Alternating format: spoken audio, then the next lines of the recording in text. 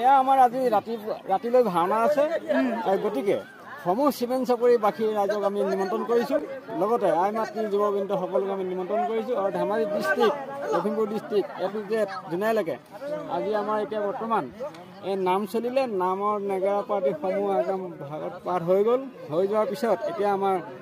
জলযোগৰ ব্যৱস্থা হ'ব জলযোগৰ ব্যৱস্থা হোৱাৰ পাছত আমাৰ সাংবাদিক বন্ধুবিলাক আহিব আৰু বিভিন্ন ধৰণৰ প্ৰতিযোগিতা হ'ব কলি তাৰ ভাওনা হ'ব কলি ওলাব কলি আছে ভাওনাখনত বিশেষকৈ নামটো নাজানো গোটেই ভাওৰীয়াখিনি এতিয়া খন্তে জলযোগৰ ব্যৱস্থা হ'ব তাৰপিছতে আমাৰ সমূহ ৰাইজ আহিব আৰু গধূলি প্ৰায় 10মান বজাৰ পৰা আমাৰ চিমেণ্ট চাপৰি দাধৰা মাদুৰী হৰি মন্দিৰত চিমেণ্ট চাপৰি দাধৰা মাদুৰী গাঁৱৰ হৰি মন্দিৰত 10:30 বজাত ৰাতি 10:30 বজাৰ পৰা ভাওনা আৰম্ভ হ'ব কৃষ্ণ কৃষ্ণ